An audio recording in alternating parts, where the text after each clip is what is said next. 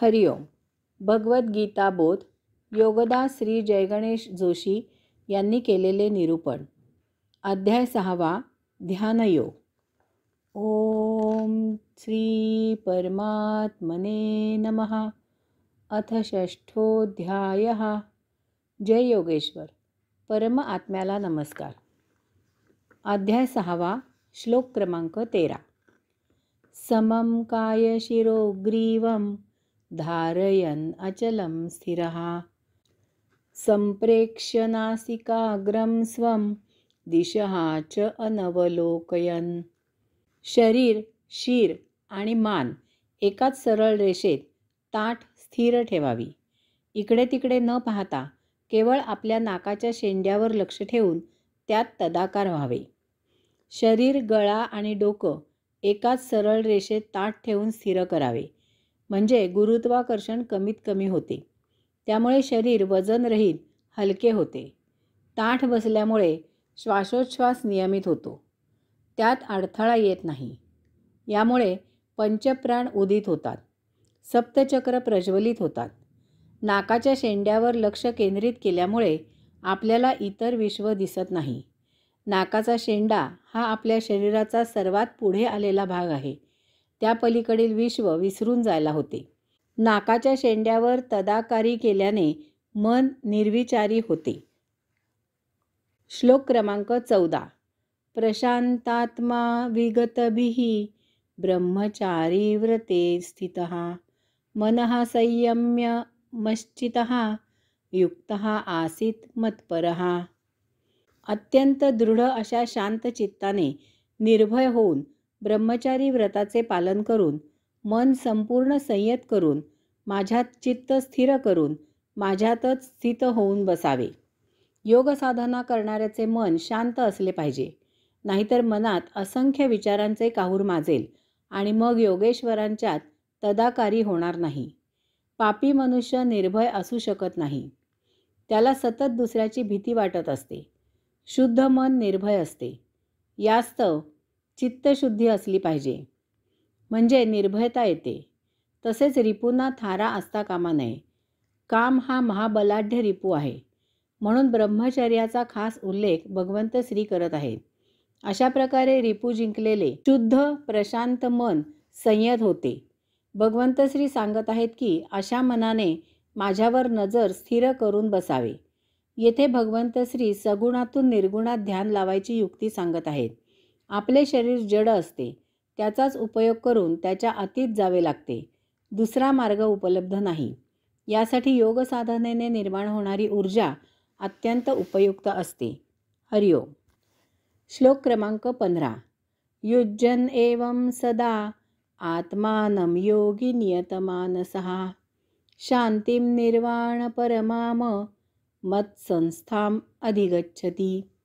अशा प्रकारे अभ्यास करून जो योगी मनाचे संयोजन करतो त्याला मुक्तीचे द्वार उघडून देणारी, योगेश्वरांच्या निजधामाचे द्वार उघडून देणारी शांती प्राप्त होते. योग साधनेचा अंतिम परिणाम मुक्ती आहे. योगाने सिद्धी प्राप्त होतात. परंतु जो या सिद्धीत अडकतो तो फसतो. योगाची ती कसोटी असते.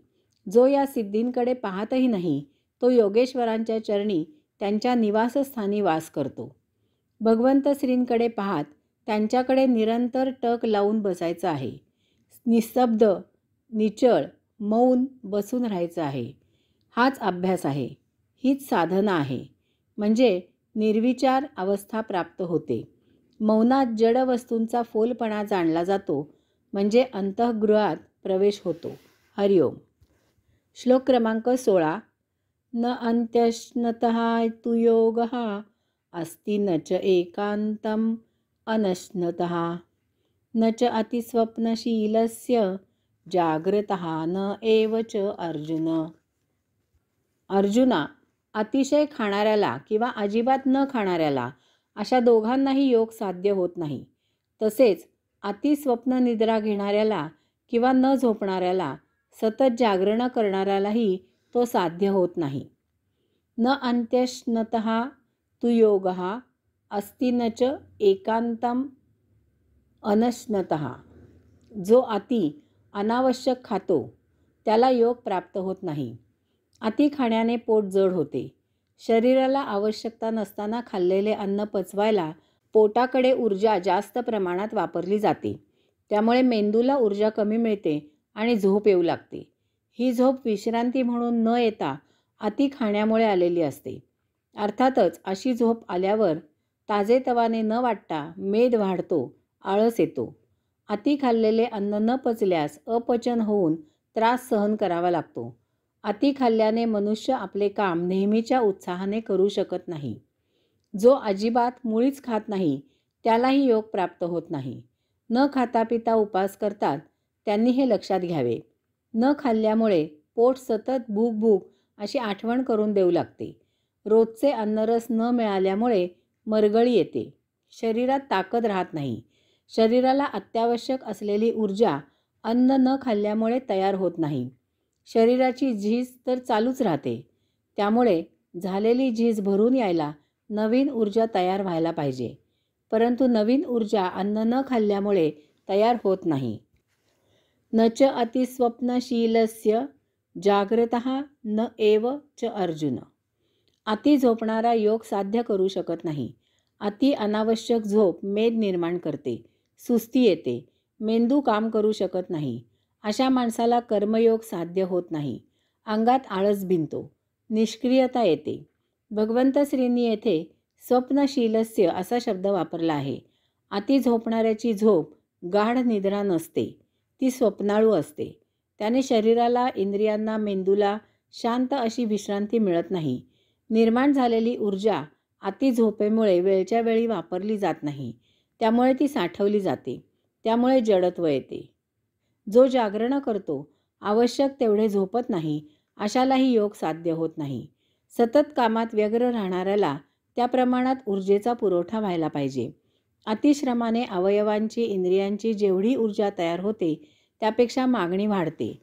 ऊर्जा तर योग्य त्याच प्रमाणात तयार होते. त्यामुळे जास्तीची ऊर्जा, ताकद, उत्साह पुरवता येत नाही.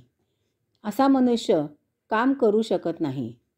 प्रत्येक अवयवाची काम करण्याची एक मर्यादा असते. त्या पलीकडे अवयव, इंद्रिय काम करू शकत नाहीत. ती थकतात. त्यांना आवश्यक ती विश्रांती मिळावीच लागते. जागरण करून सक्तीने काम करून घेतल्यास इंद्रिय बिघडतात आणि आजारपण येते. यंत्रसुद्धा ठराविक तासांपेक्षा जास्त वापरल्यास बिघडते. यंत्राला सुद्धा विश्रांती द्यावी लागते. आपण तर सजीव मानव आहोत. विश्रांती न मिळाल्यामुळे कामावर विपरीत परिणाम होतो. निसर्गाच्या विरुद्ध वागल्यास प्रकृती साथ देत नाही. हरिओम.